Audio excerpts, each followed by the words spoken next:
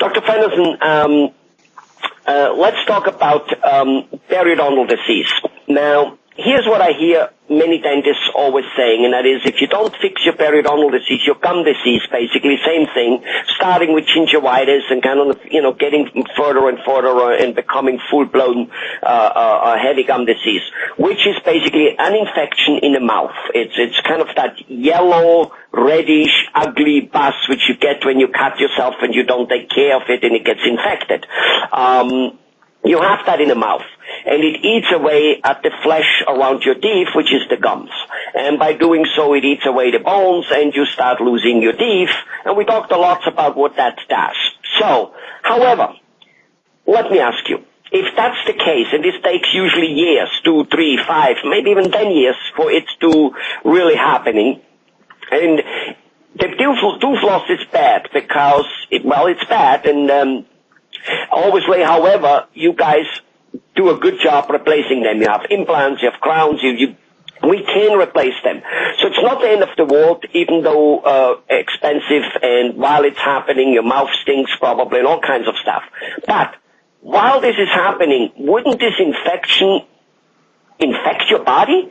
Wouldn't, the mouth is the gateway to the blood vessels. I mean, we know that if we take salt or anything under the tongue, it goes boom to the blood vessels and we get a jolt. So wouldn't the infection there do the same? It would go into the blood and poison your body hour by hour, the kidney, the liver, your whole immune system, obviously the heart, the brain, and wouldn't that be even worse than the tooth loss, which, yes, they can be replaced. We're not living anymore in the time where, I think it was George Washington who had a wooden tooth, maybe not. That must have been ugly and awful. But so you can replace it, but all that other shit which is happening in between, wouldn't that be very devastating to a person's overall health?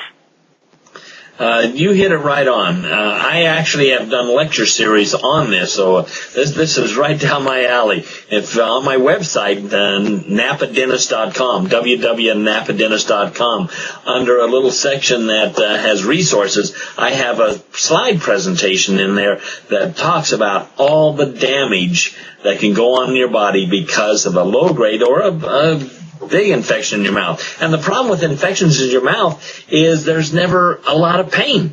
You can have actually pus coming out and bad taste and never pain.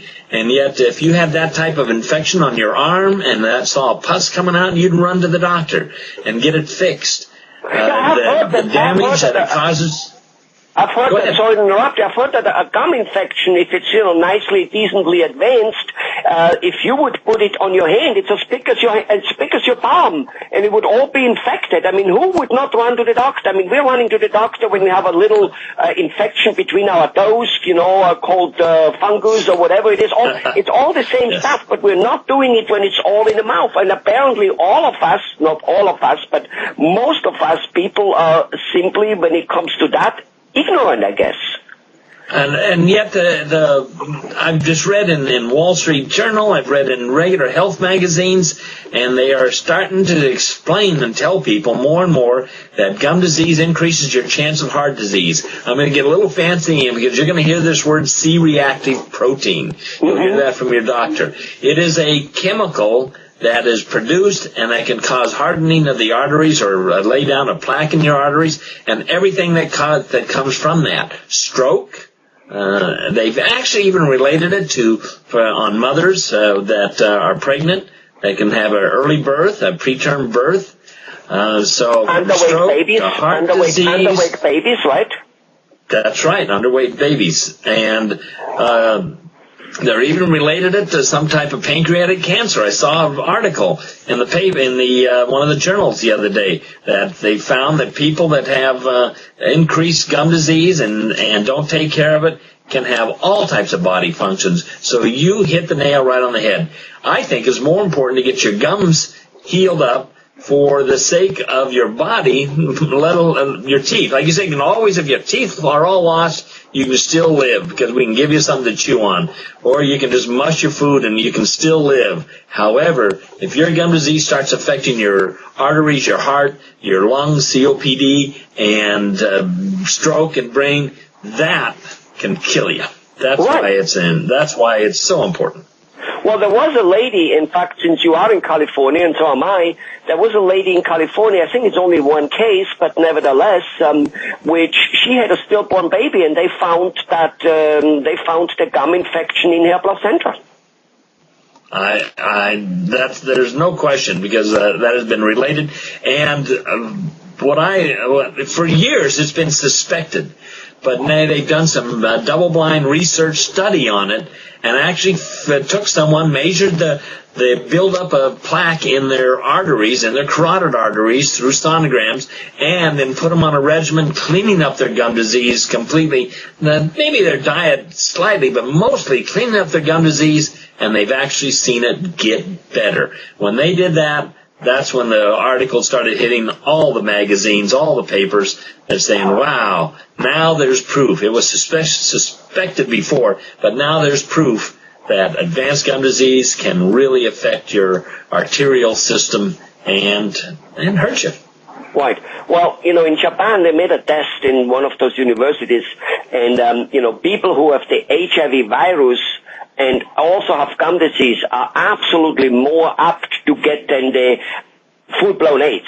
Because you can have HIV virus, like I think this baseball player or basketball player has, and you're not getting the AIDS. Now, thanks God, most people don't have the HIV virus, but if it does something so severe, like a stillborn baby and turning HIV virus into AIDS, what does it do to the normal everyday flu? Yes. Because you have all those soldiers going to this one area in your mouth, trying to keep it, clean and trying to fight the infection. So there's no more room for your internal immune system to work for the cold and for the flu and for whatever other shit may come up. Well, you're talking about the HIV virus, and I have patients that are HIV positive that have not got AIDS, and I talk to them all the time because their immune system, their ability to fight bacteria, the ability to fight some of the infections is so reduced, and that's what causes most of the problems in HIV and then turns to AIDS. Because of that, I say they are very susceptible to it, and we talk to them, and most of them, because they know they can live now most of their life with it, are really responding nicely and keeping their gums very healthy. Well, it seems to be one of the areas in the body where we have infections, where we easily get an infection for whatever goddamn reason, doesn't really matter, and we better fix it. Well, you mentioned in another video your father-in-law, who is 106 years old, hasn't lost a tooth, obviously has good gums, and taken care by you for the last 40-some years, lucky son of a gun, I wouldn't doubt a little bit that his high age, not everything, but has a lot to do with not having an infection in the mouth. I suspect that. Yes, he has aging problems. His eyes aren't as good as they do, and he wears hearing aids. But his blood health has been excellent, just excellent. We're excited about it. Here he is at over 100, and he's going to baseball games with us, and went out and cut his Christmas tree with us last weekend. He had the saw. He was cutting the tree. He gets tired. He has the effects of a 100-year-old, but his mouth is healthy, and I agree with you. I think there's probably a big relationship between the mouth and the body, and it will help. I don't know if not. Again, there's genetics, everything about how to live to 100, sure. But I believe that is one of the factors in there that says if you want to live to be a great age and play with your great-grandchildren, then take care of your mouth. Wonderful. Well, you actually, frankly, instilled new desire in me to go and see my dentist a little bit more often, because I'm one of those guys who's, my dentist tells me I need to go every 3 months because I have so much saliva, which he says is a good thing, but at the same time it has a little negative effect of building up more blood, and thus it makes me coming more often, and I'm really not doing it. I go more like every 8 months instead of every 2 to 3 months, like he tells me. So this conversation encourages me to go more often. I promise. I'm not kidding either. Bye-bye, Dr. Fenderson.